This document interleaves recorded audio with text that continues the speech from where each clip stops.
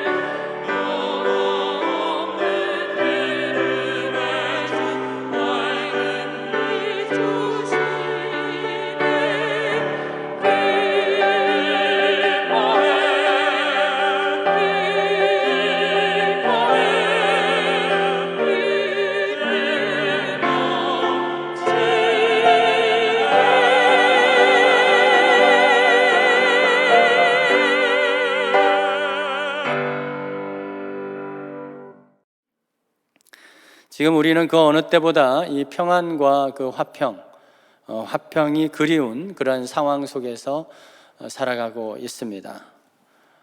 오랜 사회적인 어떤 분열과 또 정치적 갈등으로 인해서 온 국민들이 마음이 상당히 지쳐 있는 것이 사실입니다.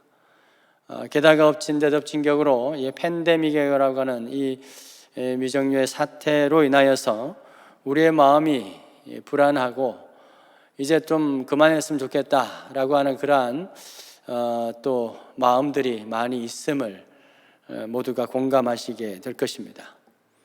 그래서 원래 그 어느 해보다 원래 이 성탄절은 화평의 왕으로 오시고 또 우리의 평안의 주로 오신 그 예수 그리스도의 탄생하심과 그 예수 그리스도가 아주 그리운 그러한 2020년도가 아닌가 생각을 합니다. 오늘 본문 14절에 보면 예수님은 화평이시라 라고 말합니다. 이런저런 이유로 분열되고 쪼개어진 우리 가정과 우리 사회를 하나 되게 하시는 그런 화평을 주시고 화목을 주시는 그러한 분이시다 라고 하는 것이죠. 근데 오늘 14절을 보시면은 그 쪼개어진 원인, 분열된 그 원인이 뭐라고 기록하고 있습니까? 중간에 막힌 담이 있기 때문이다 라고 기록합니다. 중간에 막힌 담이 있기 때문이다. 성경에 기록되어 있는 많은 담이라고 하는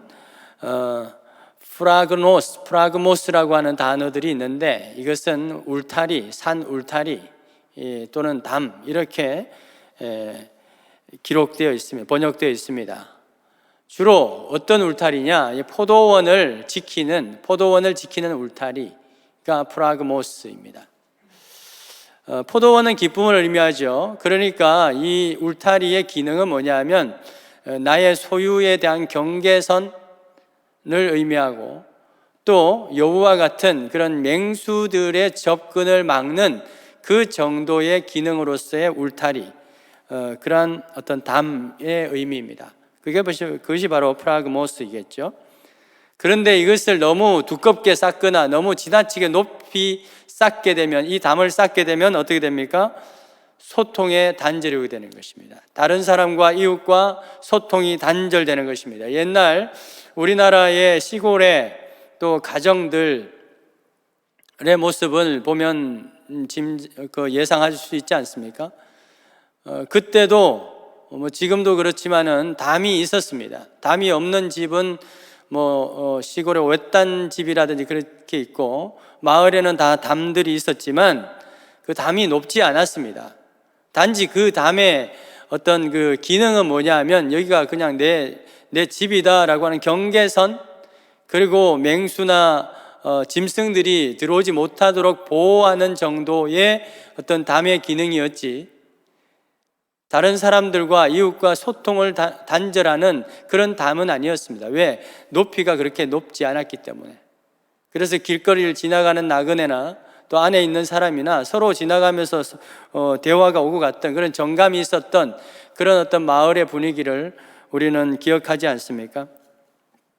그런데 시대가 변하고 도시 문명이 발달할수록 담은 더욱더 두꺼워지고 견고해지고 높이 쌓이게 되었습니다. 왜? 그만큼 내가 지켜야 될 소유물이 많아졌기 때문인 것이죠. 담이 높아지니까 어떻게 됩니까? 이웃과 소통이 단절되고 또 대화가 사라지고, 그렇게 되니까 이 담이 두꺼워지는 만큼 우리의 마음도 더 두꺼워지고, 그래서 이웃과의 어떤 삶 속에서 행복하지 않은 것입니다. 평안하지 않습니다. 그래서 사소한 일에도 화부터 먼저 내죠. 요즘 층간소음이다 이런 일들이 많은데 상황을 잘 이해를 하면은 이해도 되고 그러면은 조금 나을 텐데 소통이 단절되다 보니까 화부터 나는 겁니다. 그래서 극단적인 사건들도 일어나게 되는 것이죠. 이 담이 두꺼우니까, 높으니까 서로의 말을 해도 들리지 않는 겁니다. 그래서 듣기보다는 내 말을 먼저 더 많이 하게 되는 것이죠. 결국 이 관계에서 있어서 화평이 깨어지니까 어떻게 해요? 마음의 평안도 사라지게 되는 것입니다. 관계에 있어서 화평이 깨어지니까, 화목이 깨어지니까 어디에요? 마음의 평안이 깨어지는 이러한 상관관계, 이 상관관계는 오늘 본문에서도 잘 나타나 있는데요, 14절 보시면 그럼 우리의 화평이다 라고 하는 그 화평이라고 하는 단어와 7절에 너희에게 평안을 전하시고 라고 하는 그 평안이라고 하는 이 단어는 동일한 에이레네, 헬라어로 이 에이레네라고 하는 단어를 씁니다. 이는 관계적으로 화평이 마음의 평안과 어떤 밀접한 그러한 관계가 있음을 잘 나타내주는 그러한 내용이라고 볼 수 있습니다.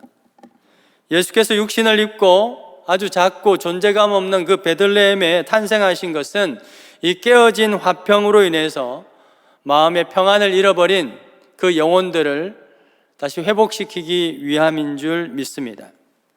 예수께서 탄생하시던 밤에 천사들이 누구에게? 베들레헴 목자들에게 나타나서 뭐라고 말하죠?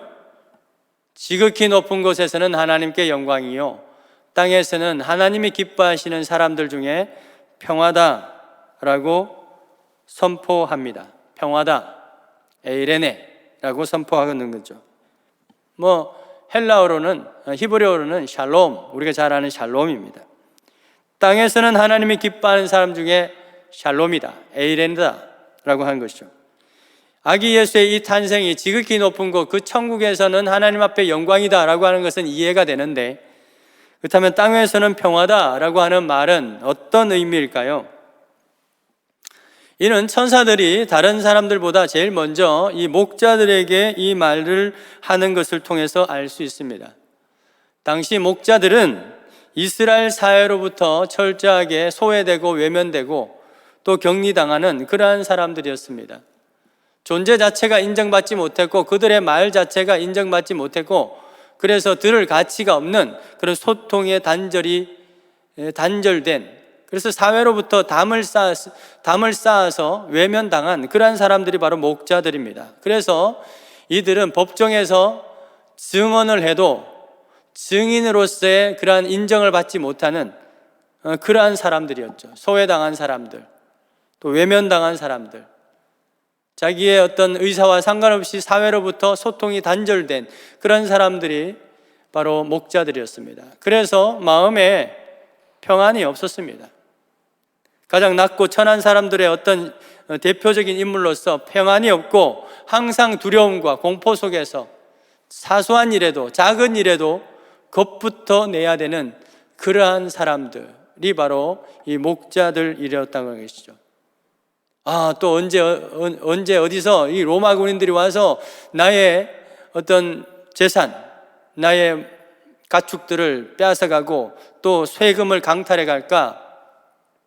그 때문에 사람들이 나타나면 어느새 겁부터 내는 그런 사람들이 바로 목자들이었습니다. 그렇다고 해서 함께 있는 동료들이, 또 동포들이 목자의 상황을 헤아리고 지켜주느냐? 그렇지도 않다는 것이죠. 이러한 어떤 목자들의 상황은 오늘 이 천사가 나타났을 때, 이 누가복음 2장에 천사가 나타났을 때 그들의 반응을 보면 알 수 있습니다. 주의 사자가 나타났죠. 주의 영광이 그들을 두루 비추었습니다. 그런데 이들의 반응이 어떻습니까? 크게 무서워하였다. 크게 무서워하였다. 여러분, 여기서 무서워하였다는 것은요, 종교적인 어떤 경외심, 하나님을 향한 경외심을 표현하는 단어가 아닙니다. 포보스, 이것이 이제 영어로 나오면 포비아인데, 포비아, 공포, 무슨 포비아 그러지 않습니까? 공포에 빠졌다는 거예요. 여러분, 아무리 한밤중이라고 하지만 천사잖아요. 천사가 어떻게 생겼을까요? 악마처럼 무시무시하게 생겼겠습니까? 천사예요. 천사가 나타나는데 왜 무서워하냐, 그죠? 그래서 밤에, 그리고 천사가 나타나면서 광명이 두루두루 그 비추는 어떤 밝은 빛이 비추었다는 겁니다. 여러분, 깜깜한 게 무서워요? 아니면 밤에 깜깜한 게 무서워요? 밝은 게 무서워요? 깜깜한 게 무섭죠. 더구나 천사가 나타나서 이 주변이 밝아지는데 왜 무서워하냐 이거죠. 마음에 더 위안이 되고 안심이 돼야 되지. 그런데 목자들은 왜 무서워합니까? 마음에 평안이 없기 때문에. 마음이 평안이 없기 때문에 맨날 당하고 천시당하고 빼앗기고 또 강포를 당하고 하는 그런 삶이 있었기 때문에 아무리 천사의 얼굴을 해도 그들을 신뢰할 수 없는 겁니다. 아무리 어두움에 밝은 빛이 있어도 그것을 오해하게 되는 겁니다. 와, 로마 군정들이 또 왔나? 횃불 들고 왔나? 이런 어떤 오해에 빠지지 않겠습니까? 겁부터 내는 겁니다. 이러한 트라우마 때문에 이 목자들은 큰 기쁨의 소식을 전하러 온 주의 사자, 이 천사를 보고도 공포심을 느끼게 되는 거죠. 마음의 평안과 또 안심이 없는 것입니다. 여러분, 우리 사회는 오랜 갈등과 팬데믹으로 인해서 마음의 평안을 잃어버리고 각종 포보스, 공포심, 포비아에 사로잡혀 있음을 우리는 느끼게 됩니다. 사람을 만나면 반가워야 되고 사람을 만나면 막 기분이 좋아야 되는데 오히려 두려운 거예요. 혹시라도 뭐 바이러스 없나 싶어가지고 두려움이 앞섭니다. 그래서 마음이 편하지 않습니다. 사람이 만나도 마음이 편하지 않은 거예요. 교회에 오면 하나님의 그 은총 안에서 마음이 편안해야 되는데 오히려 마음이 편하지 않습니다. 눈치 보이고. 여러분, 옛날에 외국인 만나면 괜히 말 한번 걸어보고 싶고, 막 영어 한번 해보고 싶고, 뭐 그런 마음이 있었지 않습니까? 그런데 요즘은 외국인을 보면은 더 피합니다. 그걸 보고 지노포비아라고, 지노포비아. 이방인에 대한 어떤 공포심.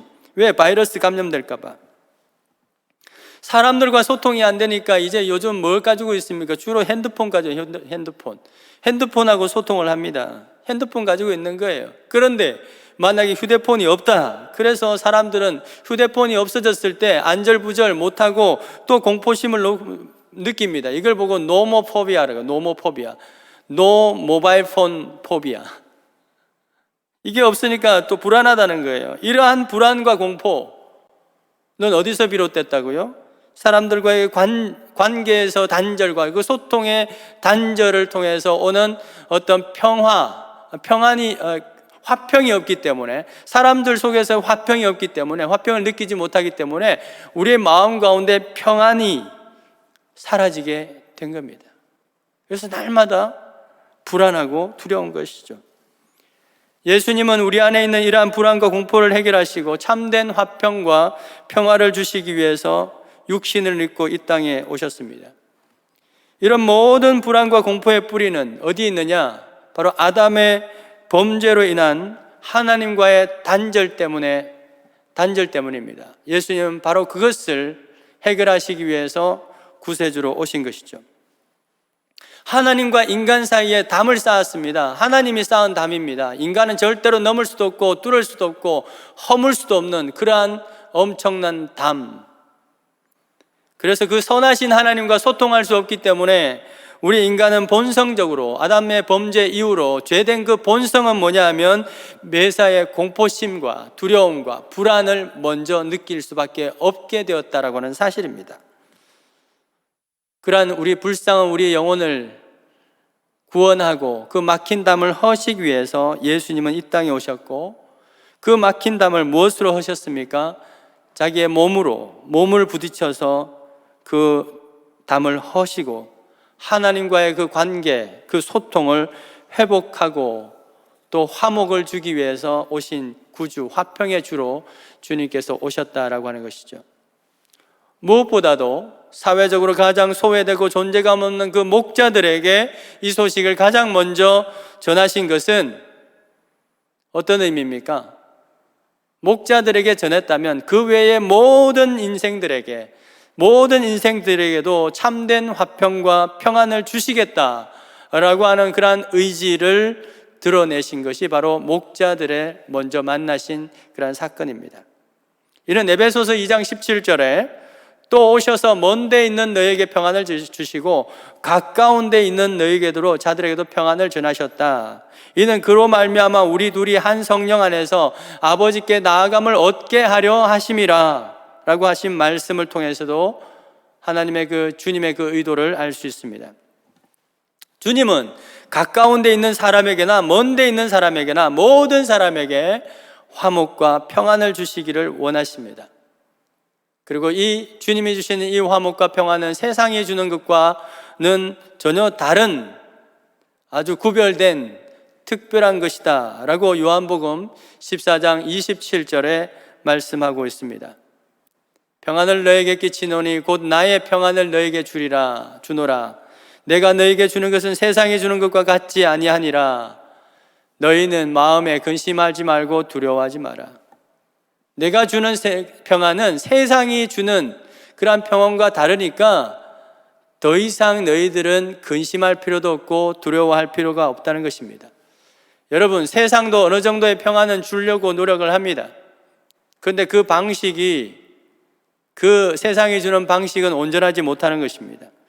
세상은 어떤 때 약자가 얻을 수 있는 평안은 뭡니까? 강자에게 굴복하는 겁니다. 강자에게 대들지 않는 거예요. 소위 기어오르지 않는 겁니다. 그냥 강자에게 굴복하고 있으면 그 약자는 강자가 주는 그 알량한 어떤 서비스로 인해서 어느 정도의 평안을 유지할 수 있습니다.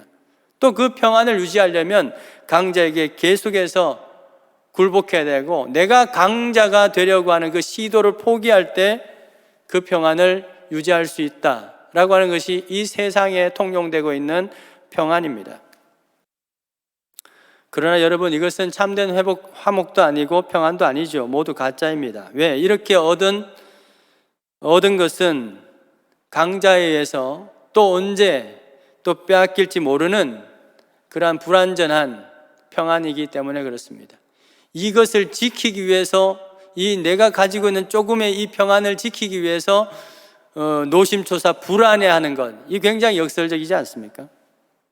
그래서 겉으로는 잠시 화목해 보이고 평안해 보이지만 실제로 이 약자들의 삶은 늘 불안과 공포 속에서 살아갈 수밖에 없다라고 하는 것이죠. 마치 목자들이 이 천사들을 보면서 캄캄한 밤에, 이 무서운 밤에 밝은 빛이 나왔는데 그 천사가 왔는데도 불구하고 그 상황을 두려워했던 그런 목자들이 가졌던 그 두려움과 동일한 어떤 이유가, 그 두려움의 이유가 우리 모두에게 가지고 있다라고 하는 것입니다. 왜? 우리는 누구든지 다 누군가로부터 약자이기 때문에 그런 것입니다. 최고 강자가 있습니까? 없죠. 근데 약자로서 우리가 누릴 수 있는 그 평안은 뭡니까? 그냥 굴복하게 사는 것, 도전하지 않는 것.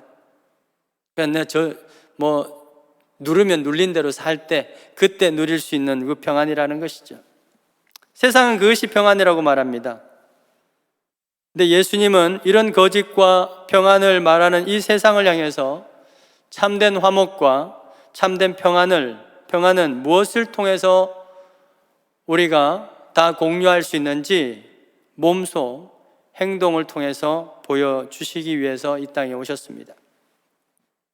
예수님은 약자들을 굴복시켜서 주는 그러한 평안이 아니라 당신 스스로가 약자가 됨으로써 모든 사람에게 평안을 주는 그 참 평안의 지혜, 그 지혜를 우리에게 가르쳐 주시고, 그것이 바로 세상을 구원할 수 있는 참 지혜다라고 하는 것을 우리에게 가르쳐 주시기 위하여 먼저 자기 자신을 헌신하신 것이죠.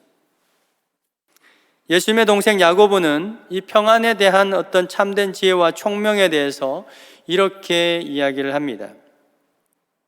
그러나 너희 마음속에 독한 시기와 다툼이 있으면 자랑하지 마라.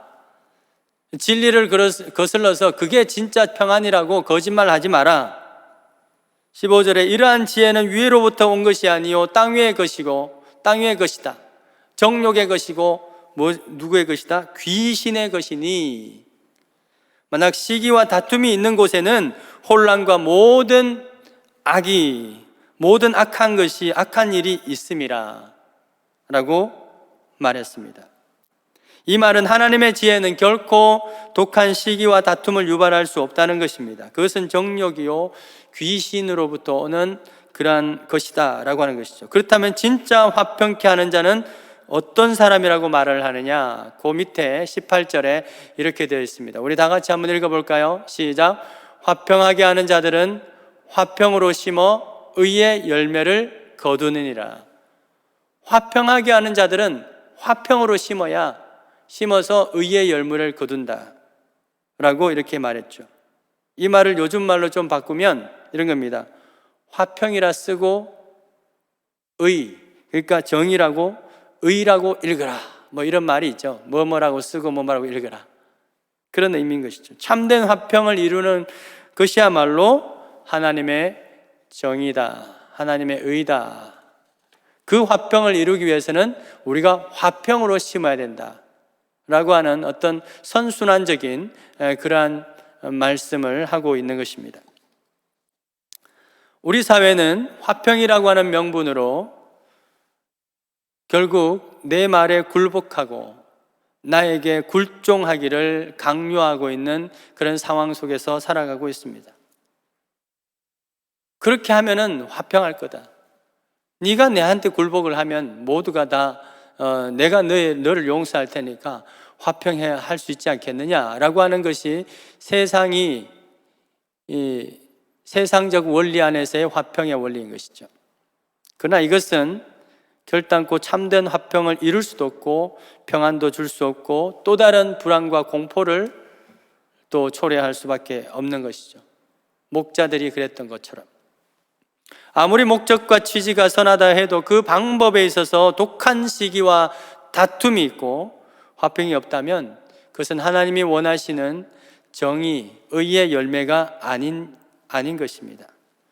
그렇다면 참된 화평과 평안은 어떻게 얻을 수 있느냐? 어떻게 하면 서로를 가로막고 있는 이 막힌 담, 우리 사이에 막혀 있는 이 담을 헐어내고 관계 속에서의 화목과 또 평화와 그리고 우리의 내면의 그 평안을 다시 회복할 수 있을까? 세상의 방식은 원수된 것은 눌러서 굴복시켜야 된다고 하는 그 이데올로기를 가르치고 있습니다만은, 그러나 아까 보신 에베소서 2장 16절에, 오늘 본문 가운데 2장 16절에 예수님은 어떻게 말하죠? 원수된 것을 십자가로 소멸하심으로써 화평케 하셨다라고 말씀하십니다. 십자가로 소멸하셨다. 이게 무슨 의미일까요? 예수님은 자기 자신이 십자가에서 소멸되심을 통하여 이 세상의 화평과 평안을 깨뜨리는 그 원수를 소멸시켰다라고 하는 의미인 것이죠. 당신 스스로를 죽이심으로 이 땅의 화평과 평안을 깨뜨리는 그 원수를 죽였다라고 하는 그런 의미인 것입니다. 바로 이것이 세상이 주는 화평과는 다른 주님이 주는 화평인 것입니다. 세상은 상대방을 죽임으로 화평을 얻을 수 있다고 말합니다. 상대방을 눌러야 화평을 얻을 수 있다고 말합니다. 그러나 예수님은 나를 죽임으로 또 세상과 같이 하려고 하는 그 원수를 죽일 수 있다라고 말씀하고 있는 것이죠. 그래서 바울은 골로새서 3장 15절에서 이렇게 말하죠. 주님은 평강을 위해서 우리를 부르셨다고 말합니다. 평강을 위해서 우리를 부르셨다. 이를 위해서는 우리의 마음을 누구의? 그리스도의 평강, 그리스도의 평강이 주장하게 하라 라고 권면을 합니다. 이는 세상이 주는 평안의 방식이 아니라 그리스도의 평안과 그 화평의 원리가 우리의 마음을 주장하게, 우리의 마음을 다스리게 하라는 뜻입니다. 그리스도께서 십자가에서 자신을 소멸시킴으로써 원수를 소멸시킨 것처럼 우리 자신을 죽임으로써 화평을 깨뜨리고 평안을 깨뜨리는 그 원수를 소멸시키라라고 하는 말이죠. 바로 그 평강의 원리가 우리의 마음을, 주님의 그 평강의 원리가 우리의 마음을 다스리게 하라라고 하는 뜻입니다. 이 말씀은 결국 무엇을 의미합니까? 결국 화평을 깨뜨리고 평안을 깨뜨리는 그 원수의 주체가 누구라는 겁니까? 그것은 바로 우리 자신이라는 겁니다. 우리 자신. 세상적 힘으로 굴복시키려고 하는, 그래서 평안을 얻으려고 하는 우리의 마음이, 바로 그것은 귀신의 것인데, 그것은 귀신으로 나온 것인데, 바로 그것이, 그 마음이 바로 원수라고 하는 것이죠. 그런데 그 원수를 소멸시킬 수 있는 그 권세는 무엇입니까? 바로 그리스도의 평강. 세상의 방식이 아닌 그리스도의 방식의 평강. 십자가에서 자기 자신을 소멸시킴으로써 그 원수를 소멸시키는, 그래서 이 세상에 참된 평안을 주는 그 그리스도의 평강의 원리, 그것이 우리 안에 있는 그 원수를 죽일 수 있는 권세라고 하는 것이죠. 사랑하는 여러분, 그렇다면 왜 그리스도의 평강이 우리의 마음을 다스리게 해야 될까요? 왜 세상이 할 수 있는 그 쉬운 방법, 힘이 아닌 십자가로 우리 자신을 죽임으로써 우리 속에 있는 그 원수를 소멸시킴으로써 평강을 이루는, 그것이 우리 가운데 있어야 될까? 그 이유는 그렇게 해야 비로소 우리가 새 사람이 될 수 있기 때문에 그렇습니다. 15절 말씀 보실까요? 에베소서 2장 15절 말씀.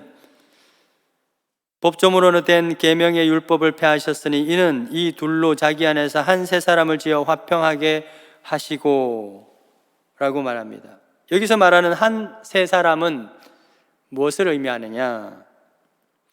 이방인과 유대인이 서로 소통하고 화평하고 화목하게 되어서 서로를 바라보면서 서로를 쳐다보면 날마다 마치 개와 고양이처럼 으르렁거리던 그 두 사람이 화목하게 되고 평안하게 된 그러한 새로운 공동체를 의미하는 것이 바로 새 사람이라고 하는 의미입니다.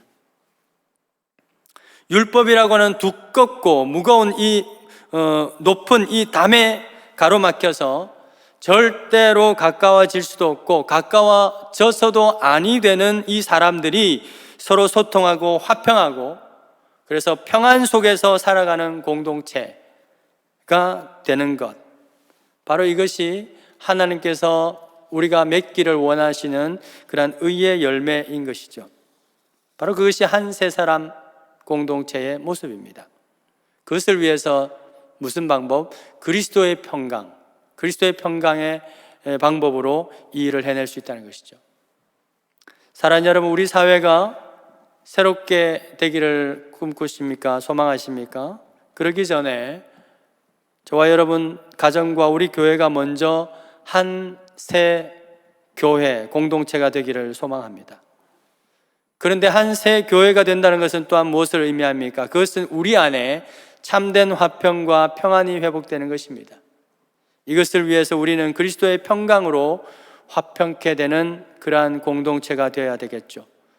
다른 사람을 대상화시켜서 그것을 원수로 여기고 그를 원수로 여기고 그를 소멸시켜야 화평이 온다라고 하지 아니하고 먼저 내 안에 있는 이 원수, 화평을 깨려고 하고 평안을 깨는 이 내 안에 있는 그 원수를 소멸시켜야 하는 것입니다. 소통을 가로막고 있는 그 원수된 것, 곧 중간에 가로막혀 있는 그 담을 우리 스스로 헐어내야 된다는 것이죠. 그런 자에게 약속하신 주님의 축복이 무엇입니까? 마태복음 5장 9절에 이렇게 화평하는 일에 헌신하는 자를 하나님의 아들이라 라고 일컫는 그런 복을 받게 된다는 것입니다. 왜 그럴까요? 하나님의 아들이신 예수님께서 그 일을 하셨기 때문에, 그 일을 예수님과 동일한 일을 하는 자를 하나님의 아들이라 일컫지 아니할 수가 있겠습니까? 사랑하는 여러분, 화평과 평안으로 가득한 메리 크리스마스 될 수 있기를 주의 이름으로 축원드립니다. 우리 함께 찬양하십시다. 천사들의 그 노래를 우리 함께 찬양했으면 좋겠습니다. 천사들의 노래가, 천사들의 노래가 하늘에서 들리니 산과 들이 기뻐서 메아리 쳐올린다.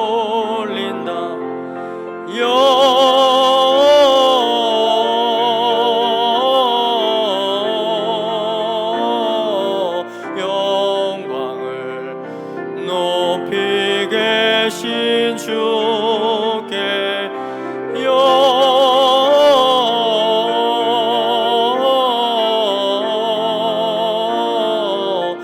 영광을 높이 계신 주님. 한밤중의 목자들, 한밤중의 목자들 양떼들을 지킬 때 아름다운 노래가 청하게 들린다.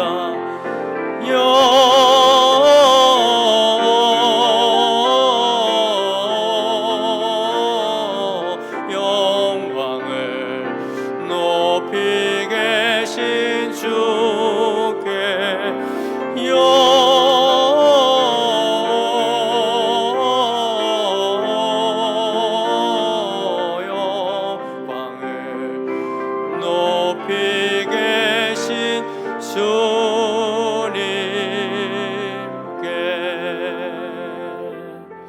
함께 기도하실까요? 기도하실 것은 이번 성탄절은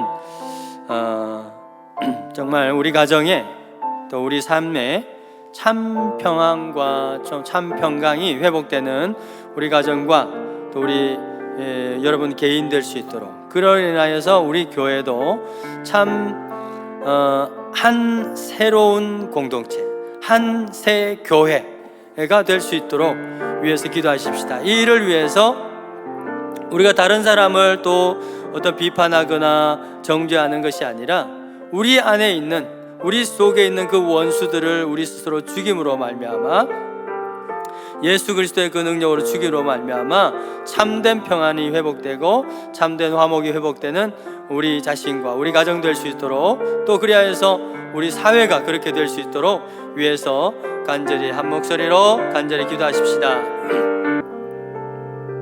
하나님 감사합니다. 우리가 도저히 허물 수 없는 그 하나님과 우리 사이에 막혀있는 그 담을 직접 몸소 허물기 위하여 독생자 예수 그리스도를 이 땅 가운데 보내시고 그 모든 육체를 그 담에 부딪혀서 당신의 모든 뼈가 으스러지며 또 당신의 모든 살갗이 찢어지는 그런 고통을 감내하시면서 그 담을 허물어내신 그 주님으로 인하여서 감사의 영광을 올려드립니다.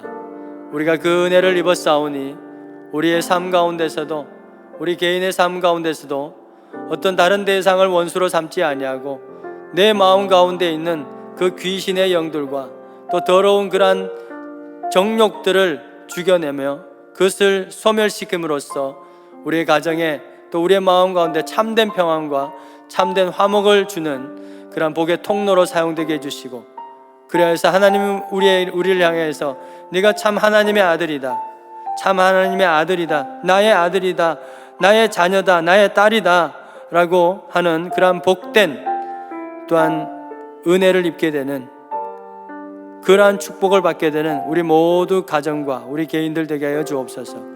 주님 앞에 귀한 예물 올려드립니다. 이것이 쓰이는 곳마다 두려움의, 이 경제적 두려움과 질병의 그 두려움 통하여 때문에 하루하루를 힘들게 살아가는 우리 모든 성도들과 그러한 우리 지체들에게 정말 평강의 소식으로, 또한 작게나마 평강의 소식으로 전해지는, 또 쓰임받는 복의 통로가 되게 해주시고, 또 드린 모든 손길들 가운데도 또한 부어주시는, 채워주시는 그러한 은혜를 경험케 하여 주옵소서. 모든 말씀 예수 그리스도 이름으로 기도드립니다. 아멘. 우리 서로를 축복합니다. 여호와는 너에게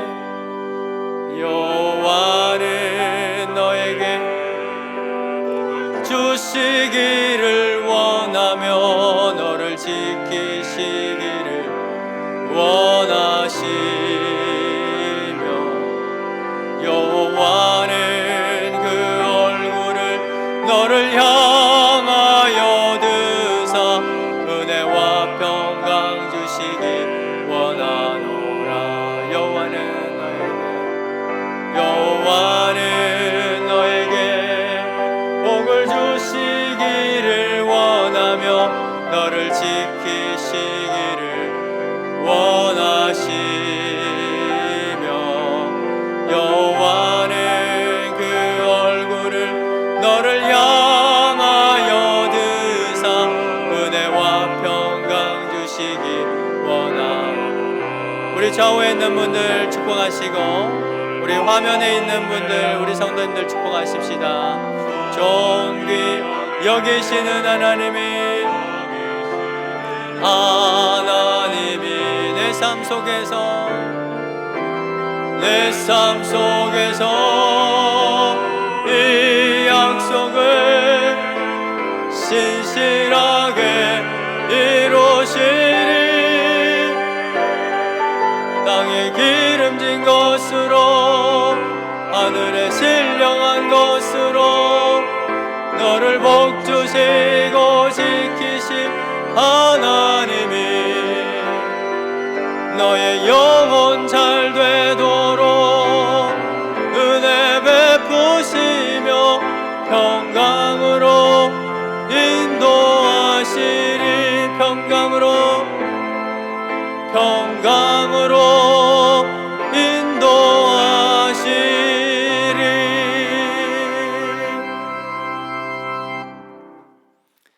우리와 하나님 아버지와 사이에 막혀 있는 그 담을 허무시기 위하여 이 땅에 아기 예수로 오시고 또 십자가에서 모든 몸을 찢기시며 죽기까지 복종하신 우리 하나 예수 그리스도의 그 한없인 은혜와 우리와의 막혀 있는 그 담을 허무시기 위하여 그 독생자 예수 그리스도를 보내신 하나님 아버지의 그 한없으신 사랑과 우리 안에 내재하시며 끊임없이 소통하시고 우리에게 참된 평안과 위로의 말씀을 주시며 격려하시는 보혜사 성령님의 그 은혜와 충만하심과 그 위로와 평안의 능력이 우리 모든 성도들 머리 위와 그 가정 위에 일터 위에 세계 선교 위에 그 현장 가운데 영원토록 함께 있을지어다.